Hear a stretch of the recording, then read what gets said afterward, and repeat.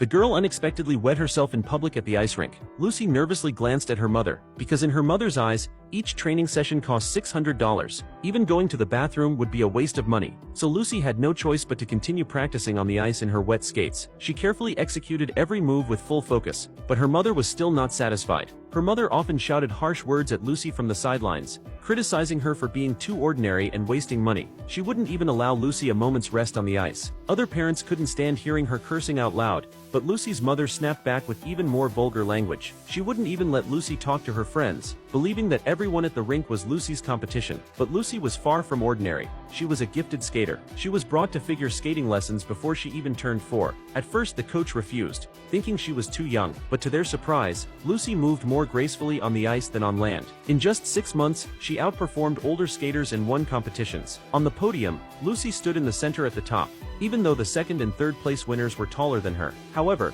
despite her talent, Lucy had to deal with a harsh mother. Her mother was overly strict, and some would say even abusive. Only in front of her father did Lucy seem like an innocent little girl. But soon, even her father couldn't tolerate the mother's cruelty and left. Little Lucy tried to stop him by standing in front of his car, begging to leave with him, but his work kept him too busy to care for her. So Lucy had to stay and live with her mother. As she grew up, she began to adopt many of her mother's flaws. With short hair and a rough, boyish personality, Lucy trained for 8 hours every day. Her life revolved around skating. But this personality would eventually bring her unfair treatment in the world of figure skating.